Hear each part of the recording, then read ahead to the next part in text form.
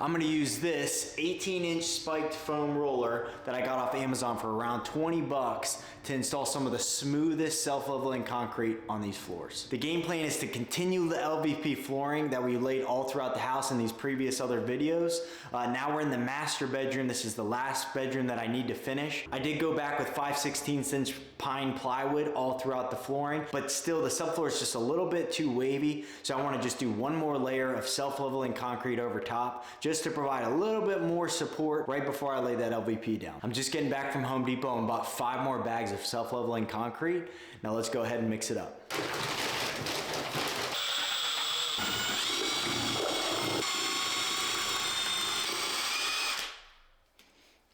The consistency you're going for is more of liquid, almost like a smoothie, if that makes sense. When you go ahead and pour it, it's gonna naturally go into the lowest spots and self-level those areas. That's why I'm gonna go back with this spiked roller and just try to guide it as best as I can without fully removing the concrete itself, but again, you're just guiding it.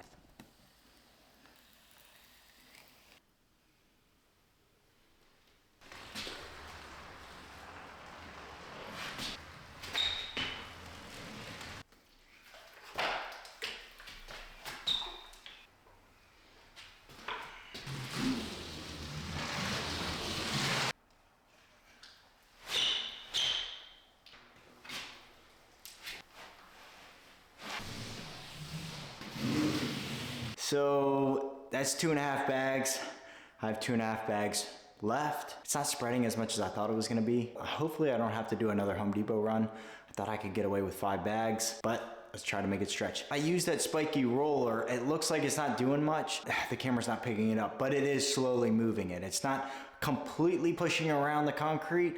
It's slowly kind of adding in the low spots, and it is moving around. So it's not like it's a complete waste, but it's not as good as I thought it was gonna be.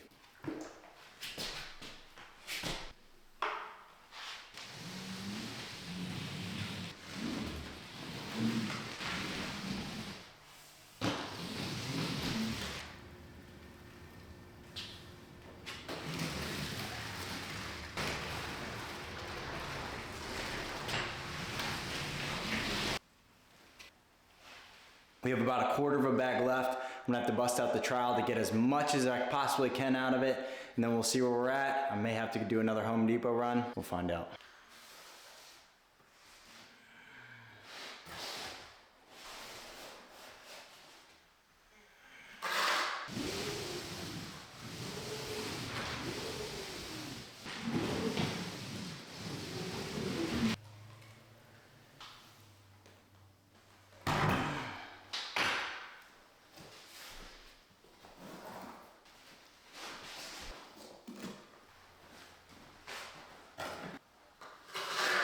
I should have done that the whole time. Darn. Could definitely have stretched that out.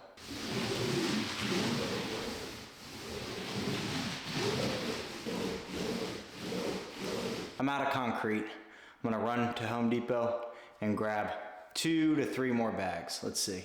If I haven't showed what I've been using for the self-leveling concrete, it's the Level Quick RS. So far, I've spent 7 bags at $28 a pop, right around $150 to self-level just this room. I know it's hot now, but it's definitely worth it in the long run when I go to install the LVP. Let's go ahead and mix up these 2 bags and finish up for tonight.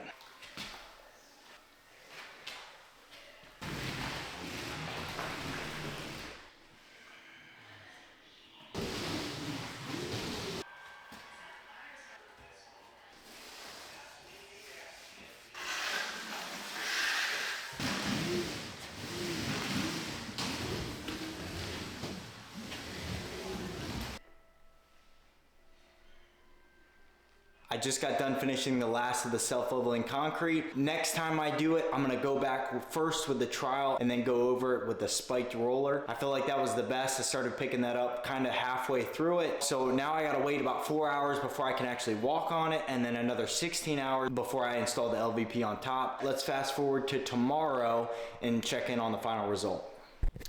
Now we're into the next day. Let's go check in on the floors to see how they turned out. Overall, pretty satisfied with the result of the floors. I took a level at a bunch of different points around the room and made sure that there was no dips or humps that needed to be knocked down. The next step on top of this is I gotta go back with LVP flooring, and that's pretty exciting because this would be the last room that I need to officially install the flooring in the whole house. So again, that's all we got for today. If I was to use that spiky roller again, combine it with the trowel. So trowel, spiky roller, trowel, spiky roller, and just kind of keep going throughout the room. To spend $18 on that roller, I definitely think it's worth it on your next project. And if you like this video, please like, comment, subscribe, and I'll see you on the next one.